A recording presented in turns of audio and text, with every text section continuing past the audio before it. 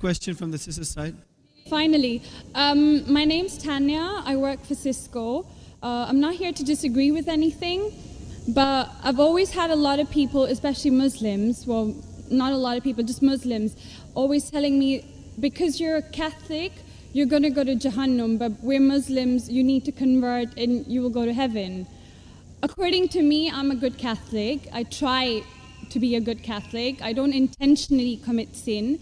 But does that mean because I'm a Catholic, I'm going to go to hell, and if I'm a Muslim, I'm going to go to heaven? Sister asked a question that many of her Muslim friends say, because she's a Catholic, because she's a Christian, she will go to hell. That is it true that because she's a Christian, you will go to hell? Sister, according to me, if you're a true Christian, if you truly follow the teachings of Jesus Christ, peace be upon him, inshallah you shall go to Jannah. Okay. But if you truly follow the teachings of Jesus Christ, peace be upon him. Jesus Christ, peace be upon him, said, seek ye the truth and the truth shall free you. Correct? Now, what you are following, I don't know.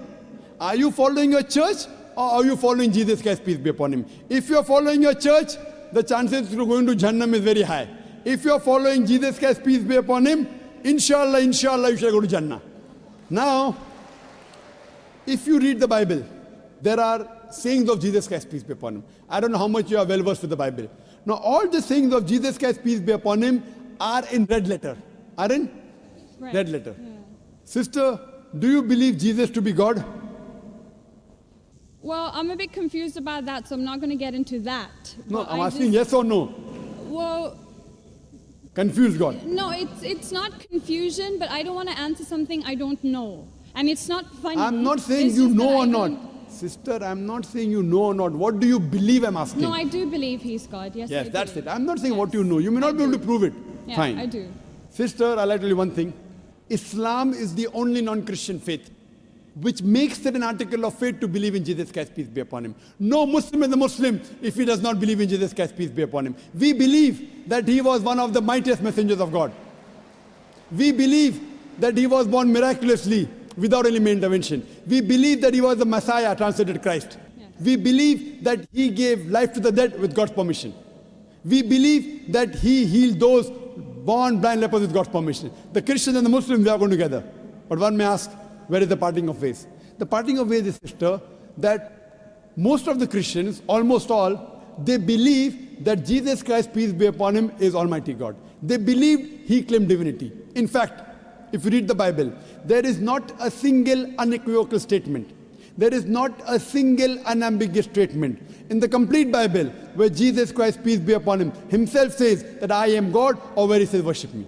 Sister, if you can point out a single unequivocal statement, a single unambiguous statement, anywhere from the Bible in which Jesus Christ, peace be upon him, himself says that I am God, or where he says worship me, I am ready to accept Christianity today. In fact, if you read the Bible, I'm not talking about you accepting I'll come to it it. or not. I'm not. I got my answer already. I'm giving you, yes. I got my answer. You got half the answer, I'm giving the complete answer, okay, inshallah. You can go ahead. You got half the answer. Okay. I told you that if you're a true Christian, you shall go to Jannah. Yes. You don't know what a true Christian is. I'm giving you information what true Christian is. Okay. If you read the Bible, Jesus Christ, peace be upon him, said in the Gospel of John, chapter number 14, verse number 28, my Father is greater than I. Gospel of John, chapter number 10, verse number 29, my Father is greater than all. Gospel of Matthew, chapter number 12, verse number 28, I cast out devils with the Spirit of God. Gospel of Luke, chapter number 11, verse number 20, I with the finger of God cast out devils. Gospel of John, chapter number 5, verse number 30, I can of my own self do nothing. As I hear, I judge, and my judgment is just. For I seek not my will, but the will of my Father. Anyone who says, I seek not my will, but the will of Almighty God is a Muslim. So Jesus Christ, peace be upon him, submitted his will to God. He was a Muslim. He never said he was God. It's clearly mentioned in the Gospel of John, chapter 14, verse number 24. Jesus Christ, peace be upon him, says that the words that you hear are not mine, but my Father's who has sent me. And it's clearly mentioned in the book of Acts, chapter number 2, verse number 22. Ye men of Israel, listen to this. Jesus of Nazareth, a man approved of God amongst you by wonders and miracles and signs, which God did by him, and you are witness to it. So Jesus Christ is a man approved of God amongst you by wonders and miracles and signs, which God did by him, and you are witness to it. So from the Bible you come to know that Jesus Christ was one of the most beloved messengers of Almighty God. We love him, we respect him. do we follow his teachings?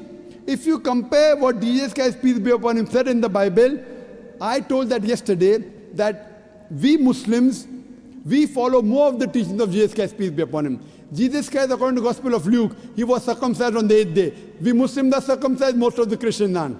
Jesus Christ, peace be upon him, said, you have to follow each and every law. Gospel of Matthew chapter 5, verse number 17. Everything of the Old Testament, you can't break one law, a dot or a tittle. As I mentioned in my speech, it's mentioned in the book of Deuteronomy chapter 14, verse number 8, in the book of Isaiah chapter 65, verse 2 to 5, and the book of Leviticus chapter number 11, verse number 7 to 8, that you should not have pork.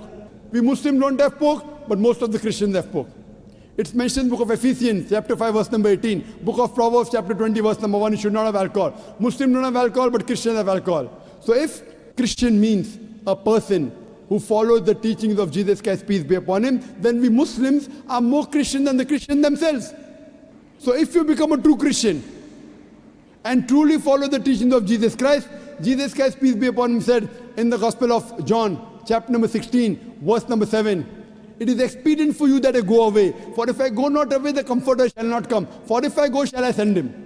It's mentioned in the Gospel of John, chapter number 16, verse number 12 to 14. Jesus Christ, peace be upon him, said, I have many things to say unto you, but ye cannot bear them now. For he, when the Spirit of truth shall come, he shall guide you unto all truth. He shall not speak of himself. All that here shall he speak. He shall glorify me. Verbatim quotation from the Bible, King James Version. So Jesus Christ is prophesying about the coming of the last and final messenger, Prophet Muhammad, peace be upon him. If you're a true Christian, if you truly believe in Jesus Christ, peace be upon him, you have to believe in the last and final messenger, Prophet Muhammad sallallahu alaihi wasallam. So if you're a true Christian, you'll believe in Prophet Muhammad, and inshallah you shall go to Jannah. Hope that answers the question, sister. Thank you.